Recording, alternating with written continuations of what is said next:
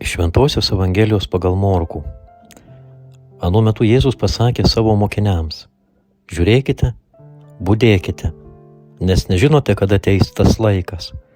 Bus kaip su žmogumi, kuris iškeliavo svetur, paliko namus ir davė tarnams įgaliojimus, kiekvienam paskyręs darbą, o durininkui jis sakė budėti. Taigi budėkite, nes nežinote, kada grįš namų šeimininkas. Ar vakare, ar vidurnaktyje, ar gaidgydystėje, ar rytmetį, kad netikėtai sugrįžęs nerastų jūsų miegančių. Ką sakau jums, sakau ir visiems. Budėkite. Brangus bendrakeleiviai, sveikinu jūs jau. Šiandien šį sekmadienį pradedam Advento laiką, įžengėme Advento laiką ir einam link Kalėdų, aišku, visi turim savo rūpesčių turbūt ir galvojam apie dovanų pirkimus, apie Kalėdų šventes, apie susiejimą su šeimom, kartu pabūt, kartu džiaugtis. Ir visa tai yra be proto nuostabu, tai vienus iš gražiausių metų švenčių. Ir tikiu, kad tas rūpestis yra geras, tas nuovargis bus palaimintas, kada visi galėsim džiaugtis kartu. Ko Viešpats nori iš mūsų ir ką primena Advento laike, apie ką jis norėtų, kad mes galbūt susimastytume, tai apie budėjimą esu dalinęsis prieš 3 savaitės jau, apie budėjimą, kad nežinom, kada tai tas laikas, kai turėsim atiduoti duoklį ir iškeliauti amžinybę. Šiandien budėjimo prasmė yra kita, budėjimo laukimo kažkieno ateinant, nes pas Adventas reiškia atėjimas. Iš lotynų kalbos adventus žodžio išvertus tai būtų atėjimas. Nežinau, kiek jūs atsimenat savo vaikystėj, ar laukdavot Kalėdų senelio? Aš laukdavau ir budėdavau ir užmigdavau ir jis ateidavo. Tai čia vienas iš budėjimo pavyzdžių, kad kai kažko laukiam, tai ir stengiamės budėti ir išgirsti ir supras, kada tas kažkas ateis arba kada išgirsiu tą kažką. Kai laukiam svečių, kartais labai seniai matytų žmonių ar draugų ar bičiulių ar šeimos narių, išpuošiam savo namus, susitvarkom, pasigaminam valgyti kažką skanaus ir laukiam, žiūrim pro langus, dar nesimato, į balkoną išeinam, dar net važiuoja, tas budėjimas toks turi, ar ne, jis turi tokį saldų ir širdžiai ir dvasiai dalyką, toks susitikimo akimirka, seniai matyta, susitiksiu, apkabinsiu, pabūsiu, išgirsiu, pasidalinsiu, tai Adventas yra apie tai, apie tą budėjimą, kad laukiam kažko, kas suteiks mums visą, kas turėtų suteikti, vėl tą visą pilną džiaugsmą gyvenimo, vėl tą visą esmę, nes ko mes laukiam, gimstančio, arba prisimenam, gimstantį pasaulio sutvėrėją. Dievas tampa žmogumi. Nėra didingesnio dalyko pasaulyje. Negali net būti. Mano kūrėjas tampa toks kaip aš. Ir jis gimsta dėl manęs tam, kad parodytų, kad gyvenime bus visko, bet aš esu su tavimi, tave sukūriau, tave palaikau ir tave vedu. Nuo pat gimimo iki pat mirties esu visame tame. Ir todėl pirmojo amžiaus bažnyčia Viešpaties laukia ateinant antrą kartą, labai tikėjo, kad jau tuoj turėtų ateiti, jau tuoj jis turėtų nužengti ir atitaisyti visą tai, kaip turi būti, atkurt tą pasaulį, kuris buvo pirmykštis pasaulis, kuris buvo pasaulis rojuje, ar ne? Vėliau bažnyčia vėl tą permąstė ir sakė, jis turėtų ateiti. Kažkada ir mes tikim, kad jis ateis ir tas Adventas, taip laikas Adventų rutuliojosi, kai išaugo iki 4 savaičių, būtent iki Kalėdų laiko ir buvo istorijų visokių Advento papročių, kad lygiai taip pat ir pasnikas ir dabar tai yra raginama kažkiek susilaikyti nuo smagumų, kažkokių ruošti savo širdį tam susitikimui, bet pati didžiausia esmė, pati didžiausia žinia, kad tikrai paruoščiau širdį kiekvienos dienos susitikimui. Nes Adventas yra laukimas iki tos akimirkos, kai jis ateis tikrai ir į mano širdį, kai jį sutiksiu kažkur. Nebūtinai kūčių naktį ar Kalėdų rytą, tas yra gražus simbolis ir priminimas, kad Dievas tapo žmogumi, bet kai jį susitiksiu, tada įvyks kažkas, tada įvyks gims tas kūrėjas mano širdies tvartelį. Tai apmąstykim,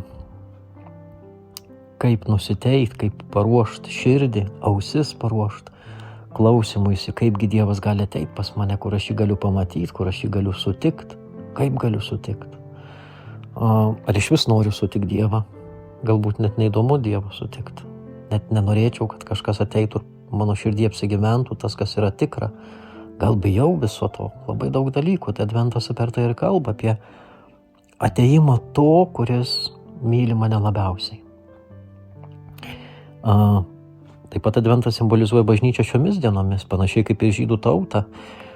Šiek tiek žydų tauta gyveno tremtyje, buvo laukimas, viltis, kad ateis, išlaisvins, išvaduos kažkas. Paskui taip ir buvo išvadavimas iš Egipto vergovės, taip ir pasaulis, taip ir aš laukiu to paties, nes vergystė gali būti įvairi, vergystė mano širdies, vergystė mano proto, vergystė mano įpročių, vergystė mano ydų. Ir laukia, atrodo, kad kažkas ateis ir pakeis. Viešpats ateis, bet pakeis turėsiu aš pats. O kai įsimyliu jį, kai pamilsiu ir kaip sutinku, tada jau keistis yra žymiai lengviau.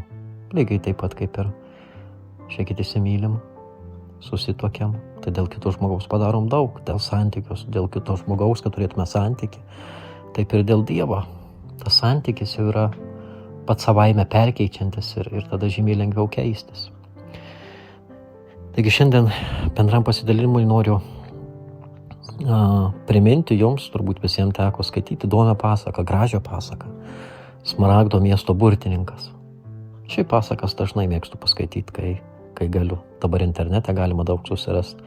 Ten yra sudėta iš tikrųjų Evangelijos tiesos, nes daugybė pasakų rašytojų buvo tikintis ir norėjo perteikti tiesiog moralinius, dorovinius, bendražmogiškus ir Dievo patirties principus kažkaip kitaip, ir iš čia atsiranda pasaka. Ar ne? Ir iš toj pasakoj labai gyva daug simbolių, kurios turi asociacijų su šventuoju raštu, su Evangelija. Tai Smaragdo miesto burtininkas. Ar atsimena, ten buvo tokia mergaitė Elė, kai kur Dorotė, pagal geltonų plytų kelią. Turėjo 3 draugus, nors buvo ten ir daugiau visokių keliautojų. Geležinis medkirtys, kuris norėjo ir ieškojo širdies. Kaliausė, kuri neturėjo smegenų. Ir liūtas, bailusis liūtas, kuriam reikėjo drąsos. Ir ką jie visi daro kartu? O mergaitė norėjo sugrįžti namus. Jie keliauja pas Smaragdo miesto burtininką ieškot tų dalykų. Kelionė, aišku, nutinka visokių įdomiausių atsitikimų, keistų atsitikimų. Pasakos visos perpasakosiu, bet čia esu aš. Čia galbūt esam ir mes, toj kelioniai. Toj Advento kelionė iki susitikimų su Kūrėju. Ar ne, nes labai dažnai ieškau širdies. Nes nežinau, kur mano širdis. Kartais, žiūrėk, jie prisiriša prie kažkokių kasdienių dalykų, prie tokių trumpų dalykų, prie tuščių vilčių, prie dar kažko ir nebūna tikrai Dievą nukreipta, bet nukreipta labiau žemę į tuos labai mažus dalykus. Kartais neturiu širdies net atjautai. Praeinant pro kažkokį žmogų, baimė jį užkalbinti, baimė paklaus, baimė prisiliest, baimė dalintis. Kartais neturiu širdies ir šeimos nariams, tiesiog jų išklausyti, be kažkokių kritikų, be akių vartymų. Labai daug kur neturiu širdies. Smegenų, proto, išminties. O Viešpatie, kad galėtum duoti tikrai išminties. Tai išminties pradžia pagarbi Dievo baimė.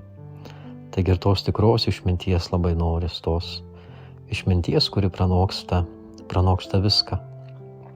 Ne kažkoks žinojimas, bet ta išmintis ir supratimas, kas tu esi. Kad tu esi kūrinys, kad tu esi Dievo vaikas, kad tu esi laikinas, kad nesi visagalis, tos išminties, kad suprast, kur esu daugiau egoistas, kur noriu tik tai savo, bet ne kitam.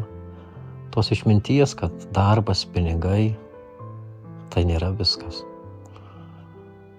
Tos išminties, kad mažiausi dalykai yra patys gražiausi. Tos išminties, kad buvimas vienas su kitu ir dalinimasis savo patirtim vienas su kitu, savo gyvenimais vienas su kitu, laužimas savo gyvenimu. Tos išminties noriu. Na ir drąsos. Kaip dažnai pritrūksta drąsos, man ypatingai drąsos liudyti Dievą, gyventi tikrai krikščioniškai, kuris įgastų, pabėgų, pasislėpiu galbūt.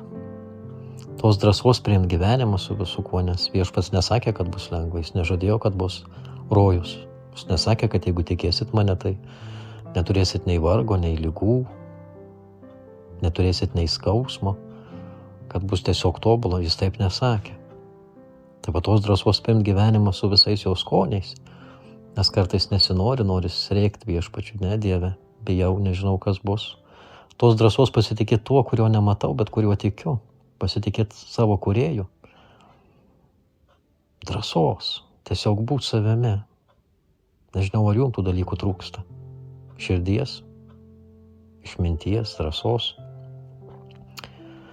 Taigi toj pasakoj Elė, geležinis medkirtys ir Kaliausė, bei liūtas, visi kartu nukeliauja pas Smaragdo miesto burtininką ir ką sužino, kad tie dalykai visi nėra kažkur nusiperkami, nėra kažkaip tiesiog dovanojami, bet jie yra įgyjami.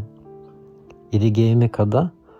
Tada, kada iš tikrųjų atkeliauju pas ne burtininką, bet pas tikrai gyvybės davėją, pas visų Viešpatį, kada atkeliauju ir prisiliečiu prie jo, kada pradedu suprast, kaip ir sakiau, kad aš esu Dieve tavo kūrinys ir tavo vaikas.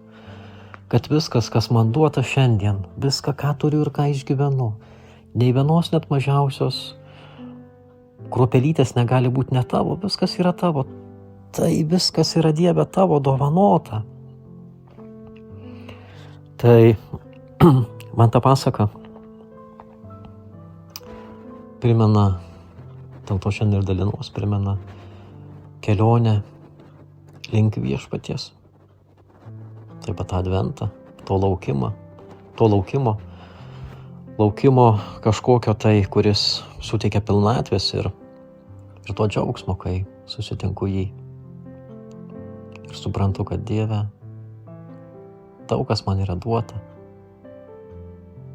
daug kas yra dovanota tavo, tik to nemačiau, bet pamatau, kai tu nuplėši visą mano puikybę, visą mano esmę, visą egoizmą, tada pamatau, ką turiu. Tai imkit gal irgi širdį, jeigu šiais apmastyti tos pasakos herojus, save matyti toj kelioniai. Ir tą mergaitę, kuri troško sugrįžti namus. Taip ir mūsų troškimas iš tikrųjų yra tas didysis, Dieve sugrįžti. Nes to ir nežino, bet sugrįž pas tave, iš kurio išėjom, kaip šventasis raštas sako. Linkiu gražios advento kelionės. Ir toj kelioniai, tame ėjime, kuris galbūt nesibaigs šiomis kalėdomis, o gal ir baigsis, gal prasidės. Neaišku, kaip bus, bet visame tame ėjime, visame tame laukime Dievo. Atverkim širdis, ausis, akis, kad girdėtume jį, nes jis kasdien mums kalba. Kiekvieną akimirką kalba. Tai ir bus tas budėjimas, kur girdėjom Evangelijui. Budėjimas įtempus visas savo jusles ir klausant Dievę, ką tu man sakai, nes tu kalbi apie mane. Nes kuo labiau priimsiu ir pamilsiu save, su minusais ir pliusais, su viskuo, ką turiu, tuo labiau priimsiu tave kaip savo kūrėją. Tuo labiau išgyvensiu tą džiaugsmą, kad tu nužengiai į žemę vien dėl to, kad parodytum Viešpatie, kad visas gyvenimas yra įmanomas. Visi sunkumai, visi iššūkiai įmanomi įveiksi su tavimi. Ir visame kame, ką tik be patirsim, kai tu būsi, tai bus tas viskas patiriama žymiai lengviau. Tai brangieji, gražiaus kelionės link susitikimo su Viešpačiu. Per Kalėdas, gal nebūtinai, bet jos te primena ir te uždega tą norą sutikti jį. Iki malonaus.